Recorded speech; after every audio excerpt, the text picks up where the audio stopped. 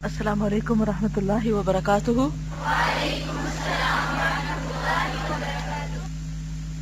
نحمده ونصلی علی رسولہ الکریم، اما بعد فاعوذ باللہ من الشیطان الرجیم، بسم اللہ الرحمن الرحیم، رب اشرح لی صدری ویسر لی امری واحلل عقدۃ من لسانی یفقہوا قولی۔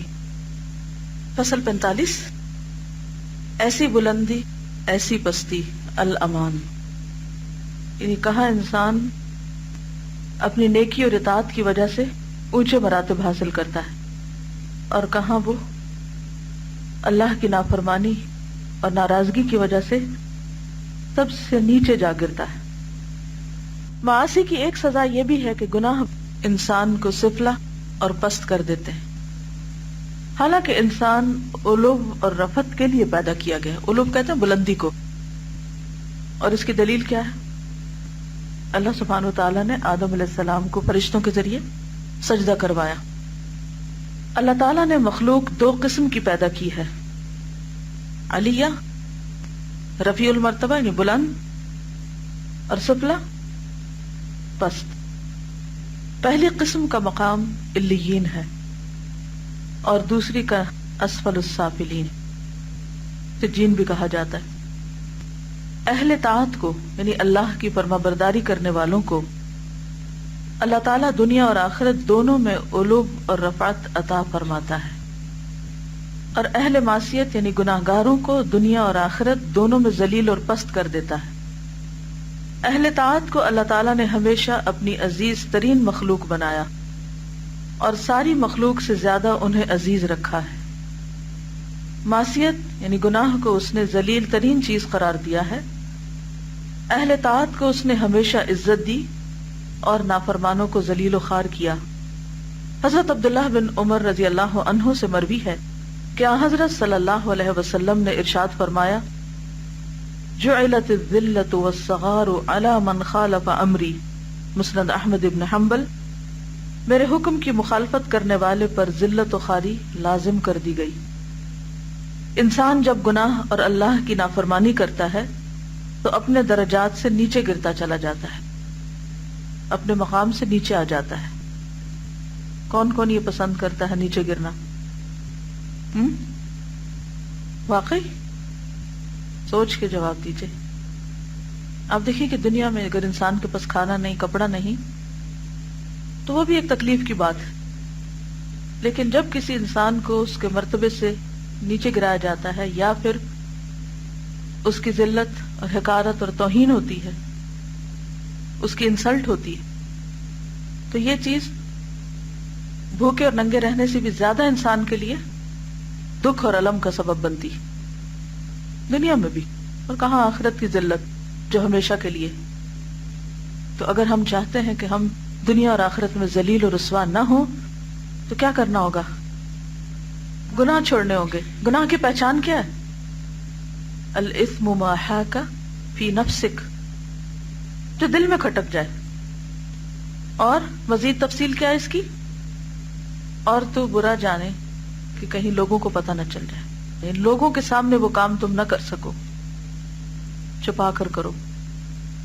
تو بعض اوقات لوگوں سے چھپ کے ہم کام کر لیتے ہیں اور سمجھتے ہیں کہ ہم محفوظ ہیں۔ تو عزت اور ذلت کس کے ہاتھ میں؟ لوگوں کے نہیں، اللہ کے۔ تو کیا اس کو نہیں پتہ چلے گا؟ کیا وہ حساب نہ لے گا؟ کیا مقام کا تعین اس کے ہاتھ میں نہیں؟ اسی کے ہاتھ میں ہے۔ لہذا لوگوں سے زیادہ اس سے ڈرنا چاہیے جو ہر جگہ دیکھتا ہے۔ انسان جب گناہ اور اللہ کی نافرمانی کرتا ہے تو اپنے درجات سے نیچے گرتا چلا جاتا ہے، اور جو جو گناہ کرتا رہے گا، یعنی جتنا وہ اس گناہ کو کنٹینیو کرے گا، کرتا جائے گا، نیچے گرتا چلا جائے گا، تاکہ یعنی حتیٰ کہ وہ اسفل ترین درجے میں جا گرے گا۔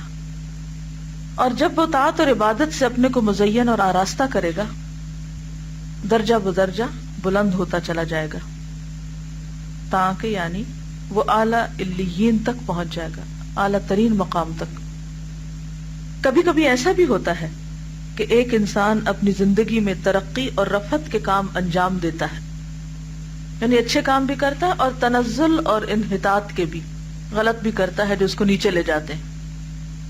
ہوتا نا ایسے کہ ایک طرف ایک شخص بہت اعلیٰ درجے کی نیکیاں کر رہا ہوتا ہے، دوسری طرف کچھ غلط کام بھی کر رہا ہوتا ہے. اب وہ کہاں کھڑا ہوگا؟ اس صورت میں بھی اس کی شمولیت اسی جانب ہوگی جو جانب غالب ہوگی. اگر نیکی غالب ہے تو درجہ بڑا ہوگا، یعنی اس طرف جھکاؤ زیادہ ہوگا، اور اگر برائی غالب ہے تو اس طرف.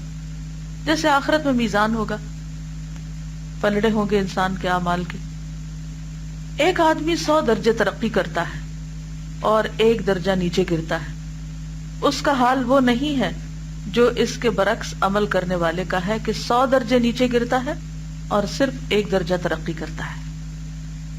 بعض لوگوں کو یہاں سخت مغالطہ ہو جاتا ہے. مغالطہ کس کو کہتے ہیں؟ غلط فہمی، کہ انسان کبھی کسی بڑے گناہ کی وجہ سے اس قدر نیچے گر جاتا ہے کہ مقام رفعت سے بہت دور جا پڑتا ہے، اتنا دور جیسے مشرق سے مغرب یا زمین سے آسمان. اب اس تنزل کے مقابلے میں وہ 1000 درجے ترقی کر جائے، اس کی تلافی ناممکن ہوتی ہے. جیسا کہ اس روایت سے معلوم ہوتا ہے، حضرت صلی اللہ علیہ وسلم کا ارشاد ہے، ان العبد لا يتكلم بالكلمة الواحدة لا يلقي لها بالا يهوى بها في النار ابعد ما بين المشرق والمغرب. صحیح بخاری. بندہ کبھی لاپرواہی کی وجہ سے کوئی ایک بات ایسی کہہ جاتا ہے جس کی وجہ سے وہ جہنم کے ایسے گڑھے میں پھینک دیا جاتا ہے جس کی گہرائی مشرق و مغرب کے فاصلے سے بھی زیادہ ہوتی. اس قسم کے تنزل یعنی ڈاؤن فال اور انحطاط کی تلافی کس بلندی اور کون سی ترقی سے ہو سکتی؟ یعنی کیا پتا ہم میں سے کسی نے ایسا کر دیا ہو تو اب کیا کرے؟ پھر بلندی کی طرف کیسے جائے؟ تلافی کیسے کرے؟ حقیقت یہ ہے کہ تنزل اور انحطاط تو انسان کے لیے لابدی چیز ہے، یعنی گناہ تو ہوں گے اس سے، لیکن اس کی شکلیں مختلف ہیں. بعض لوگ غفلت کی وجہ سے نیچے گر جاتے ہیں، سلپ ہو جاتے ہیں. ایسے لوگ جب بیدار ہوتے ہیں تو اپنے اصل درجے بلکہ اس سے بھی بلند ہو جاتے ہیں. یعنی پہلے پتہ ہی نہیں تھا کسی چیز کا تو پستی کی طرف جا رہے تھے، جب پہچانا خود کو خدا کو تو پھر بہت بڑوں سے بھی آگے نکل گئے. جس قدر بیداری ہوگی، یعنی شعور بیدار ہوگا، ہوش آ جائے گا، اسی قدر بلندی اور رفعت بھی ہوگی. تو اس لیے مایوس نہیں ہونا چاہیے انسان کو کہ میں نے اتنی عمر کہاں گنوا دی اور کیا کرتا رہا. یہ شیطان کا ایک وار ہوتا ہے کہ ماضی کی ایسی یادیں انسان کے اندر بار بار ابھار کر انسان کو مستقبل سے بھی فائدہ اٹھانے نہیں دیتا یا حال کو گنوا دیتا ہے. تو اگر ہمیں کبھی عمر کا ایک ایسا حصہ گزرا کہ پتہ ہی نہیں تھا کہ کیا کرنا چاہیے اور کیا نہیں، اور اب پتہ چلا اور پچھلی ساری غفلت کی تلافی ہو رہی ہے، تو امید کی جا سکتی ہے کہ بہت سے بیدار لوگوں سے بھی زیادہ آگے چلے جائیں. بعض لوگ کسی مباح چیز میں الجھ جانے کی وجہ سے نیچے گر جاتے ہیں، یعنی وہ اعلیٰ درجے کا کام کر سکتے ہیں لیکن وہ معمولی درجے پہ یا فضیلت والا کام نہیں، بس ٹھیک ہے جائز کام ہے اس میں پڑے رہتے ہیں. وہ حرام کی کیٹیگری میں نہیں آتا، گناہ میں نہیں آتا، مباح ہے، اٹس اوکے، لیکن ظاہر ہے کہ ثواب تو نہیں نا، فائدہ تو نہیں اس کا. طاعت و عبادت کا ارادہ ہی ان میں بیدار نہیں ہوتا. اس قسم کے لوگوں کی حالت مختلف ہوا کرتی ہے. جب اس قسم کے لوگ طاعت کی طرف رجوع کرتے ہیں تو کبھی وہ اپنی ترقی اور بلندی کے اصل درجے تک پہنچ جاتے ہیں، کبھی اس سے بھی بلند مقام تک اور کبھی اس سے پیچھے رہ جاتے ہیں. کبھی ایسے لوگوں میں ہمت پہلے سے زیادہ آ جاتی ہے، کبھی یہ ہمت پست ہو جاتی اور کبھی ویسی ہمت آ جاتی جو پہلے تھی. ایسے ہوتا ہے نا، اوپر نیچے ہوتے رہتے ہیں. بعض لوگ معصیت اور صغیرہ یا کبیرہ گناہوں کی وجہ سے اصل درجے سے نیچے گر جاتے ہیں. ایسے لوگوں کے لیے اپنے اصل درجے تک پہنچنے کے لیے توبہ نصوح یعنی خالص توبہ اور انابت صادقہ ضروری. انابت ہوتا ہے اللہ کی طرف رجوع کرنا، صادقہ یعنی سچی، صحیح معنوں میں. یہاں اس بارے میں علماء میں اختلاف ہے کہ کیا توبہ کرنے سے گناہگار آدمی اپنے اصل مقام اور اصل درجے تک پہنچ سکتا ہے. کوئی مثال؟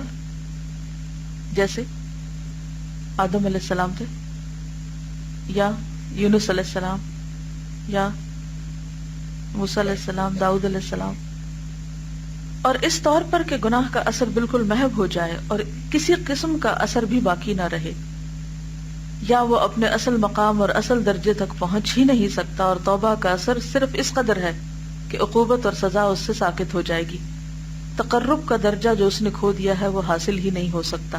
تو اس بارے میں اختلاف ہے، بعض کہتے ہیں کہ نہیں وہ واپس اصل مقام پہ چلا جائے گا، اور بعض کہتے ہیں کہ نہیں۔ تو ابھی دیکھتے ہیں کیا لکھتے ہیں علماء، اس بارے میں مختلف رائے رکھتے ہیں۔ بعض کہتے ہیں کہ انسان جن اوقات میں گناہ کرتا ہے ان میں وہ طاعت و عبادت میں مشغول رہ کر ترقی کے چند مدارج اور طے کر سکتا تھا، اس کے اندر ترقی مدارج کی استعداد اور قابلیت موجود تھی، یعنی اوپر جانے کی صلاحیت تھی، اس لیے وہ اپنے سابق صالح اعمال اور نیکیوں کے ساتھ ترقی کر سکتا تھا، آگے بڑھ سکتا تھا۔ اس کی مثال یوں سمجھیے کہ ایک انسان روزانہ اپنے مال کے ذریعے تجارت کرتا ہے، مال جس قدر زیادہ ہوتا ہے زیادہ منفعت حاصل کرتا ہے، یعنی نفع ہوتا ہے، پروفٹ ہوتا ہے۔ معصیت، گناہ یا تعطل کے زمانے میں یہ ترقی اور منفعت اپنے اعمال صالح اور اصل رأس المال کے ساتھ رک جاتی ہے۔ مثلا ایک شخص کی دکان ہے، روز جاتا ہے، روز نفع کماتا ہے، سنڈے کو دکان بند کر دیتا ہے، تو کیا ہوتا ہے؟ اس دن بھی اس کو وہی پروفٹ ملتا ہے؟ نہیں۔ تو وہ ایک دن کی جو چھٹی ہے یا اس نے اپنا بزنس چھوڑ دیا تو وہ کیا ہوتا ہے؟ اگر دکان میں کچھ اور نہیں گھسا تو وہ مال جو اس کا ہے وہ وہیں رکھا ہوا ہے، جب اگلے دن جا کے وہ کھولے گا، پھر نیا بزنس کرے گا، پھر پروفٹ شروع ہو جائے گا۔ لیکن ایک دن کے گیپ آنے سے وہ عمل وہیں پر رکا رہا۔ وہ جب دوبارہ عمل شروع کرے گا تو نئے سرے سے نیچے سے اوپر کی طرف صعود، یعنی اوپر جانا اور ترقی کرے گا۔ لیکن اس سے بیشتر وہ مسلسل ترقی ہی کر رہا تھا، یعنی منڈے ٹو سیٹرڈے وہ کیا کر رہا تھا؟ مسلسل پروفٹ حاصل کر رہا تھا۔ سنڈے کو جب کلوز کیا تو وہاں رک گیا۔ اگر نہ رکتا تو کتنی ترقی کرتا؟ ترقی دوبارہ عمل شروع کرنے پر ہوئی، مگر ظاہر ہے کہ ان ہر دو ترقیوں میں زمین اور آسمان کا فرق ہے۔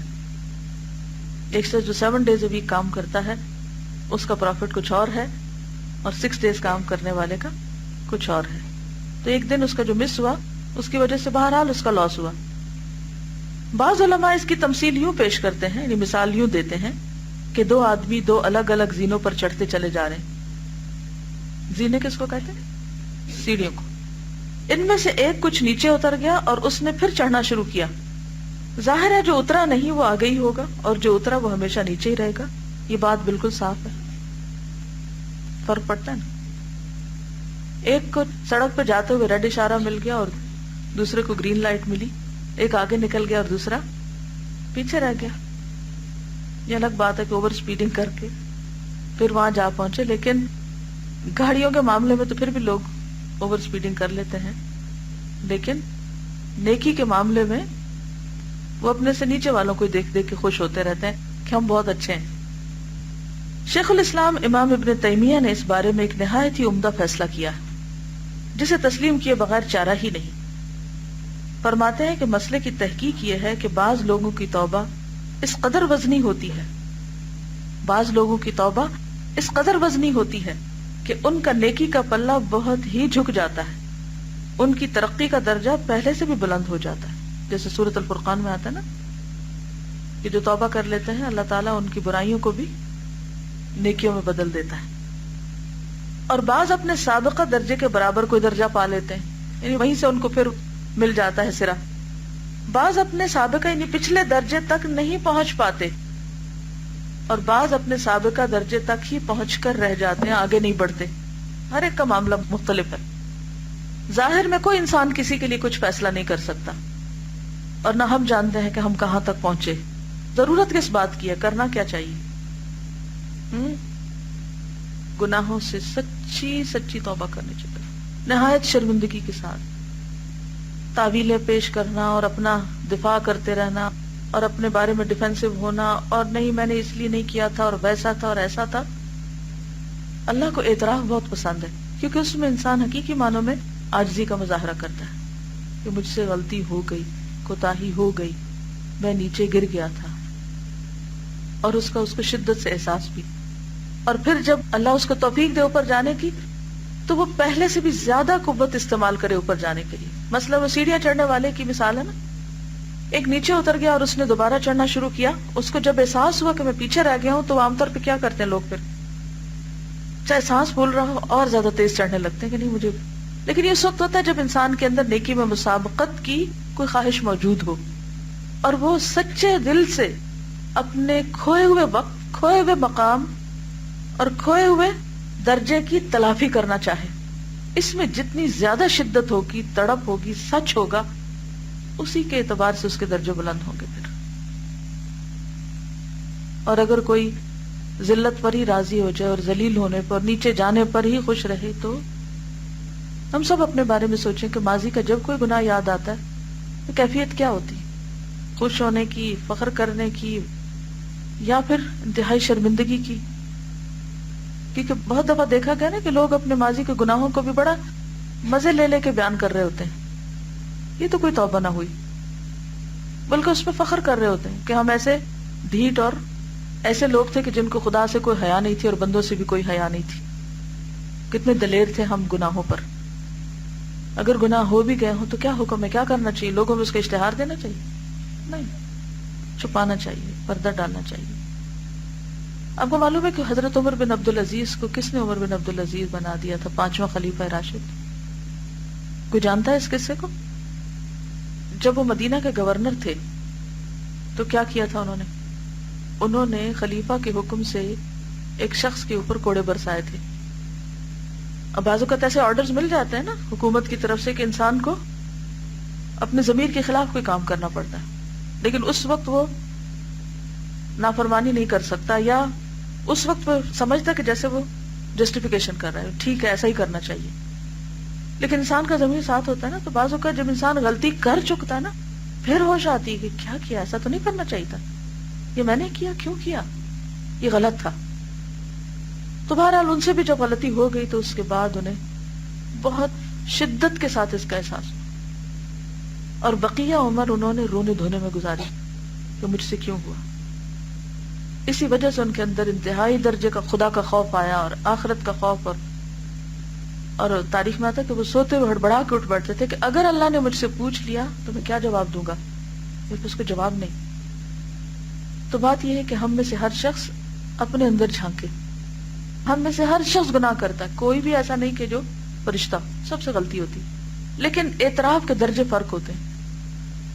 کچھ لوگ خر راکعا واناب کے درجے پہ ہوتے ہیں, وہ گر پڑتے ہیں رکوع میں اور سجدے میں اور رجوع کر لیتے ہیں اللہ کی طرف, اور کچھ اکڑے رہتے ہیں یعنی سبھی کرتے ہیں, ہم نے کوئی انوکھی بات کی ہے اور یہ مجبوری تھی اور ایسا تھا اور ویسا تھا, بہت سے بہانے ہوتے ہیں.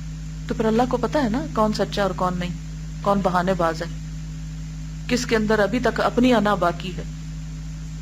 تو جب انسان سچے دل سے رجوع کر لیتا ہے, توبہ کر لیتا ہے, مان لیتا ہے, تو اللہ تعالیٰ پہلے سے بھی زیادہ اس کو نیکیوں کی توفیق بھی دیتا ہے, اس کا والی بن جاتا ہے. اللہ ولی الذین آمنوا یخرجہم من الظلمات الی النور, روشنی کی طرف لے جاتا ہے ہم کو. یہ سرکش لوگ, ان کا معاملہ فرق ہوتا ہے. تو ہم اپنے آپ سے پوچھیں ہم کہاں کھڑے, ہمارا ایٹیٹیوڈ کیا ہے, ہمارا رویہ کیا ہے, ہم اپنے ماضی کے گناہوں کو کتنا یاد کر کے روتے ہیں. پوچھئے اپنے آپ سے کتنی دکھ اور تکلیف اور کرب سے گزرتے ہیں کہ ہم نے کیوں کیا ایسا جو اللہ کو پسند نہیں تھا, اور کتنی دفعہ ہماری سوتے ہوئے آنکھ کھل جاتی ہو اور کھاتے ہوئے نوالا رک جاتا ہو اور گلے میں اٹک جاتی ہو کوئی چیز کہ میں نے اللہ کی نافرمانی کر دی, یہ مجھے تو زیب نہیں دیتا. تو جب تک سچی عاجزی اور انکساری نہیں آتی اور غلطیوں کا اعتراف نہیں آتا, اور پھر ایک اور بڑی بات یہ کہ بعض اوقات ہمارے دل پہ بوجھ ہوتا ہے نا غلطی کرنے کا, تو چاہیے تو یہ کہ ہم اللہ کے آگے جا کے خوب روئیں, خوب روئیں, خوب روئیں, اور اسی سے مانگے اور کہیں کہ بس معاف کر دے اور مجھے ہدایت دے دے اور میرے لیے کوئی راستہ نکال دے کہ میں اس گناہ سے بچ جاؤں. یہ کرنے کی بجائے ہم اپنے دل کا بوجھ کیسے اتارتے ہیں, کیا کرتے ہیں, لوگوں کے ساتھ کہانیاں اپنی کرتے رہتے ہیں. ایک کو بتاتے ہیں, اسے کہتے ہیں کسی کو نہ بتانا, پھر دوسرے کے پاس جاتے ہیں, پھر اس کو بتاتے ہیں, کیونکہ دل پہ تو بوجھ ہوتا ہے نا, اس کو بتاتے ہیں اور کہتے ہیں کہ کسی کو نہ بتانا. تیسرے کے پاس جاتے ہیں, اچھا میں تم سے ذرا کاؤنسلنگ چاہتا ہوں یا تم سے حل چاہتا ہوں, اب تم مجھے بتاؤ مجھے کیا کرنا چاہیے. اچھا تو 5-7 لوگوں کے پاس پھیرا لگانے سے انسان کا کچھ تو کتھارسس ہو جاتا ہے بائی دا ٹائم, اور اللہ کے پاس جانے کی پھر بھی توفیق نہیں ہوتی. نتیجہ کیا ہوتا ہے؟ وہ جو اللہ کی طرف سے سزا ہوتی ہے نا بےعزتی کی اور گناہوں کے اشتہار کی، وہ خوب ہو چکی ہوتی ہے ہمارے ہی ہاتھوں. ہم خود ہی اپنے پاؤں پہ کلہاڑی مار رہے ہوتے ہیں، اپنے عیب کو اپنے منہ سے نشر کر رہے ہوتے ہیں، کیونکہ توبہ جو نہیں کرتے، باز جو نہیں آتے، اور پھر مزید غلطی کرتے ہیں، پھر لوگوں کو بلیم کرتے ہیں. کیا کہ تم نے میرا مشہور کر دیا، تم نے میرا راز افشا کر دیا، تم نے میرا کھول دیا. تو آپ کو کس نے مشورہ دیا تھا کہ آپ اپنے گناہ کا جا کے کسی انسان سے تذکرہ کریں؟ اگر آپ اپنے دل میں نہیں رکھ سکے، کسی سے کیا توقع ہے کہ وہ رکھے آپ کے لیے؟ وہ کیوں رکھے؟ دشمن تو ہم اپنے خود ہیں. اور اس طرح ہم سمجھتے ہیں کہ ہم کہیں بچ جائیں گے اور مسائل حل ہو جائیں گے. جتنے لوگوں کو ہمارا کوئی عیب پتہ چلتا جائے گا، کیا اتنی ہی دنیا میں ذلت اور رسوائی کا وہ سامان نہیں کرے گا؟ ساری زندگی کے لیے انسان کے اوپر ایک خوف کی تلوار لٹکتی رہے گی کہ اچھا اگر فلاں کو پتہ چل گیا تو میرا کیا بنے گا، اور فلاں کو پتہ چل گیا تو کیا بنے گا. اور سب سے بڑی بات یہ کہ معاملہ اور حساب اللہ کے ساتھ ہے. جب تک اللہ سے معافی نہیں مانگ چکتے اور جب تک اس کے آگے نہیں روتے دھوتے، تو نہ گناہ چھوڑنے کی توفیق ہوگی، نہ اس مسئلے کا کوئی حل نکلے گا، اور نہ لوگ ہی کوئی مدد کر سکتے. لوگ نہ آخرت میں مدد کر سکتے اور دنیا میں بھی محتاج ہے ایک حد سے زیادہ. اس کے اندر صلاحیت ہی نہیں ہے. اگر آپ کسی بڑے سے بڑے انسان سے یہ توقع رکھیں نا کہ وہ واقعی آپ کے کام آ جائے اور آپ کو پکڑ کے کسی کنارے پار لگا دے، تو نہیں کر سکتا کوئی جب تک اللہ کا اذن نہ ہو. اپنے ماں باپ نہیں کر سکتے، بہن بھائی نہیں کر سکتے، عزیز قریب دوست ولی حمیم کوئی نہیں کچھ کر سکتا. ایک ہی ہستی ہے، صرف ایاک نعبد و ایاک نستعین اہدنا الصراط المستقیم صراط الذین انعمت علیہم غیر المغضوب علیہم ولا الضالین. کتنی دفعہ اللہ موقع دیتا ہے دن میں کہ اس کے آگے ہاتھ باندھ کے کھڑے ہوں اور سوچ کے شعوری طور پر ان کلمات کو دہرائیں، اور جن پہ اللہ کا انعام ہو گیا، جن کے درجات بلند ہو گئے، ان کے راستے پہ ہم بھی چل پڑے. صرف وہ کر سکتا ہے. یہ لکھتے ہیں ابن القیم، میری رائے میں یہ کمی بیشی اور اختلاف مدارج یعنی درجات کا اختلاف ہر ایک کی توبہ اور انابت اور استغفار کی کیفیت کی بنا پر ہے. بات وہی ہے جو بھی ہوئی کہ اصل چیز ہے کہ استغفار کی، اور کس طرح کی استغفار کی، کیسی توبہ کی کہ انسان سجدے سے سر نہ اٹھائے جب تک یقین نہ ہو جائے دل کو، اور کوئی آ کے سرگوشی نہ کر دے کہ معاف کر دیے گئے. گناہگار بندہ جب اپنے معاصی کی وجہ سے شرمندہ اور شرمسار ہوتا ہے اور اس میں ذلت و خواری، عاجزی اور انکسار، خاکساری و فروتنی، خضوع و خشوع، رجعت الی اللہ، اجتناب معاصی، خوف و خشیت اور تضرع و زاری کی خاص کیفیت پیدا ہو جاتی ہے. اور یہ کیفیت ہر شخص محسوس کر سکتا ہے، اس کا دل گواہی دے گا. کوئی نہیں بتا سکتا کہ آپ کی توبہ قبول ہوگی کہ نہیں. آپ کے اندر سے آواز آئے گی. یہ چیزیں کبھی کسی کے اندر پوری قوت سے نمود کرتی ہیں، جس سے توبہ کرنے والا اس درجے سے بھی آگے نکل جاتا ہے جہاں وہ گناہ کرنے سے پہلے تھا.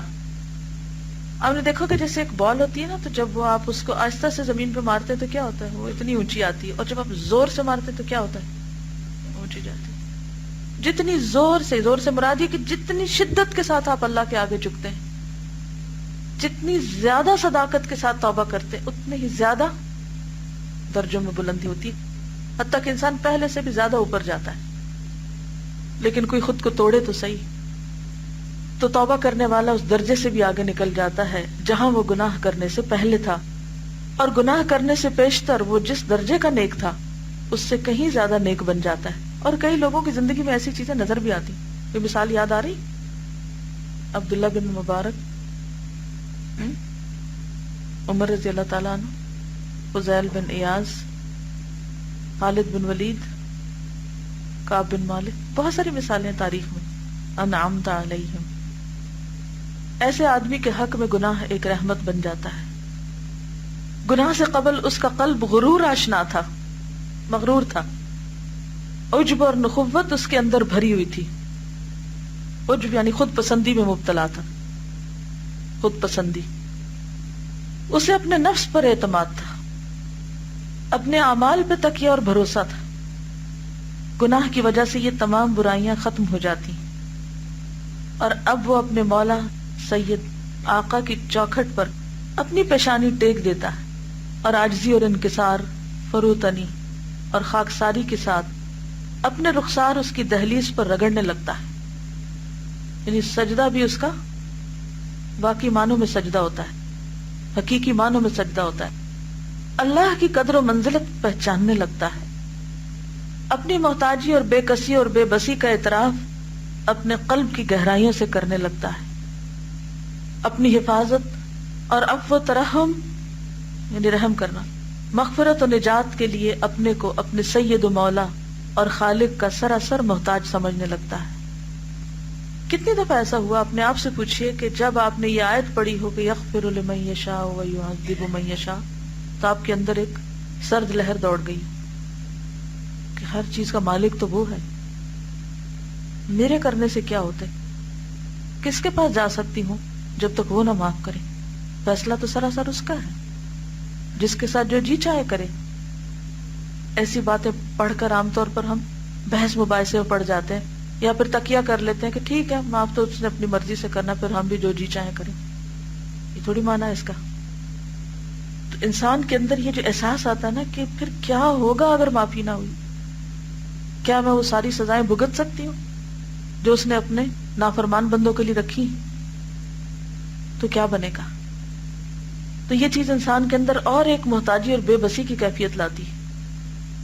اس کے قلب سے سولت و تمکنت اور عبادت و اطاعت کا غرور جو پہلے تھا ختم ہو جاتا ہے. وہ جو اپنے آپ کو بڑا نیک سمجھتا تھا کہ ہاں میں تو بہت اچھے اچھے کام کر رہا ہوں، جب ایسے ہی انسان سے کوئی گناہ ہوتا ہے تو پھر اس کو اور شدت سے احساس ہوتا ہے کہ کیا تھی میری نیکی، اگر میں واقعی اتنا نیک تھا تو یہ گناہ کیوں کرتا. تو جو سچا توبہ کرنے والا ہوتا ہے اس کے اندر یہ احساس جم جاتا ہے کہ میں کچھ نہیں ہوں، اور میری نیکی اور عبادت اور تقوی اور ان سارے بڑے بڑے کاموں کی کوئی حیثیت نہیں. تو یہ گناہ اس کے حق میں ایک رحمت بن جاتا ہے جب وہ پہلے سے زیادہ پھر اللہ کے قریب ہو جاتا ہے. طاعت و عبادت کی شیخیاں اور کبر اور نخوت نکل جاتے ہیں. ہوتا ہی نا کہ جب انسان نیا نیا دین کی طرف آتا ہے نا اور کوئی اچھے اچھے کام کرنے لگتا ہے تو ابھی اتنا جماع تو ہوتا نہیں، تو اس کے اندر کیا احساس آنے لگتا ہے کہ میں بہت اچھا ہو گیا ہوں باقی لوگوں کے مقابلے میں. اور پھر کیا ہوتا ہے، پھر ایک دم جا گرتا ہے کسی غلط کام میں. پھر اگر اللہ اس پہ رحم کر دے اور اس کو احساس ہو جائے کہ اوہ میرے تو قدم اتنے لڑکھڑاتے ہیں کہ میں تو ابھی سیدھا چل ہی نہیں سکتا، جیسے ایک بچہ چلتا ہے نا تو بیلنس نہیں ہوتا، تو وہ کہیں نہ کہیں ضرور جا گرتا ہے اور ایسی چوٹ لگتی ہے، کبھی سر پھٹتا ہے، کبھی کہیں اور چوٹ لگتی ہے. تو پھر اس کو احساس ہوتا ہے کہ اچھا ابھی تو مجھے بہت پریکٹس کی ضرورت ہے. تو پہلے سے محتاط ہو جاتا ہے. اگر آپ کسی رستے پہ گرے ہوں یا کسی جگہ پر پھسلے ہوں تو پھر آپ اور زیادہ کانشیس ہوتے ہیں.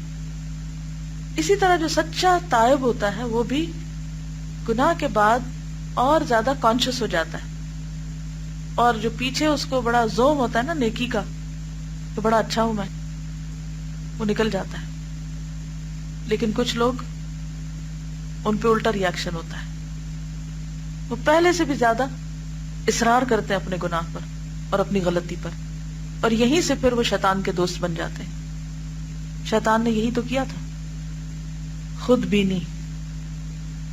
بینی اپنے آپ کو دیکھنا، ہر چیز میں اپنا آپ ہی یاد آنا، اور خود ستائی کا بت پاش پاش ہو جاتا ہے، اور خطاکاروں گناہگاروں کی صف میں آ کر اپنے رب کے سامنے کھڑا ہو جاتا ہے، اور شرم اور ندامت اور خوف و رجا کے ساتھ اس کے آگے سر جھکا دیتا ہے، لرزتے ہوئے کانپتے ہوئے اپنے کو حقیر و ہیچ اور اپنی طاعتوں اور عبادتوں کو لا شیء یعنی کوئی چیز نہیں، نتھنگ، لا شیء محض اپنے گناہوں کو بھاری اور وزنی جرم سمجھ کر اس کے سامنے سر خم کر کے کھڑا ہو جاتا ہے، یعنی شرمندگی کے ساتھ، اور اپنی جان کو سراسر ناقص، ناچیز، ناپاک، ناکارہ اور بدترین خلائق سمجھنے لگتا ہے، اور اپنے رب کو ہمہ قسم کے کمالات اور حمد و ثنا کا واحد مستحق سمجھتا ہے.